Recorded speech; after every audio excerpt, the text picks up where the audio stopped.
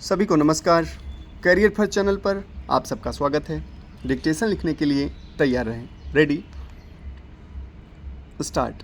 ध्यान रखने की बात यह है कि संयुक्त राष्ट्र संघ का गठन इसलिए हुआ था कि युद्ध न हो। इसके पहले लीग ऑफ नेशंस संगठन था जो इस उद्देश्य में विफल हो चुका था। लीग ऑफ नेशंस के रहते हुए भी द्वितीय विश्व युद्ध के दौरान जो तबाही हुई, उसी चिंता और चिंतन के फलस्वरूप 24 अक्टूबर 1945 को संयुक्त राष्ट्र संघ अस्तित्व में आया। इसके चार्टर में पहला उद्देश्य यही घोषित हुआ कि अंतर्राष्ट्रीय शांति और सुरक्षा बरकरार रखी जाए। संगठन में सुरक्षा परिषद को केंद्रीय महत्व दिया गया। उसमें मूलतः 5 स्थायी सदस्यों की व्यवस्था की गई। 5 स्थायी सदस्यों अमेरिका, सोवियत संघ, ब्रिटेन, फ्रांस और चीन को वीटो पावर, निषेधाधिकार से संपन्न किया गया ताकि फिर किसी विश्व युद्ध की पुनरावृत्ति नहीं हो।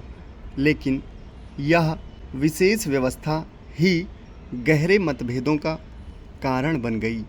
प्रारंभ में अमेरिका ने चीन को स्थायी सदस्य मानने के बजाय फार्मोसा को चीन मानकर उसे सुरक्षा परिषद में बिठाए रखा। 25 अक्टूबर सन 1971 में जाकर चीन को वास्तविक प्रतिनिधि होने की मान्यता दी गई। इसके पूर्व भी सुरक्षा परिषद के ढांचे को बदलने की मांग बराबर उठती रही थी। इसीलिए सन 1965 में सुरक्षा परिषद के अस्थायी सदस्यों की संख्या 6 से बढ़कर 10 करनी पड़ी थी। फिर भी जो असंतोष था वह कम नहीं हुआ।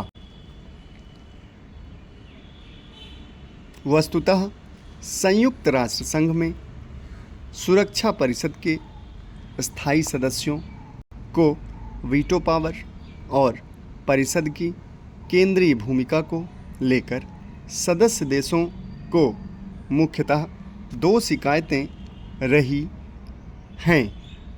पहली यह कि परिषद में वीटो पावर के जरिए द्वितीय विश्व युद्ध के 4 विजेता देशों सोवियत संघ, अमेरिका, ब्रिटेन और फ्रांस ने अपना वर्चस्व बना रखा है।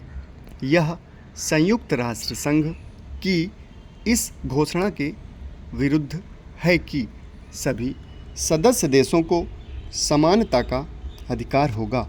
वीटो पावर निषेधाधिकार वस्तुतः विशेषाधिकार है। दूसरी शिकायत यह है कि सुरक्षा परिषद के होते हुए भी क्या युद्धों को रोका जा सका है। यह सही है कि राष्ट्र संघ के अस्तित्व में आने के बाद कोई ऐसा विश्व युद्ध नहीं हुआ जिसमें महाशक्तियाँ या बड़े देश प्रत्यक्ष रूप से आमने सामने खड़े हुए हों। लेकिन पूर्व काल से लेकर वर्तमान तक देखा जाए तो लगातार विश्व भर में युद्ध तो होते ही रहे। वियतनाम युद्ध लंबा खिंचा ही। भारत पाकिस्तान के बीच 3 युद्ध हुए। अब अरब इजराइल युद्ध हुआ और हाल ही में इराक के विरुद्ध सुरक्षा परिषद की सहमति से जो युद्ध हुआ वह एक तरह का सीमित विश्व युद्ध ही था। इस युद्ध से यह बात भी सामने आई कि अगर सुरक्षा परिषद के 5 स्थायी सदस्य एकजुट हो जाएं तो किसी भी दूसरे देश को रौंद सकते हैं। और युद्ध को जायज़ भी ठहरा सकते हैं। समाप्त। धन्यवाद।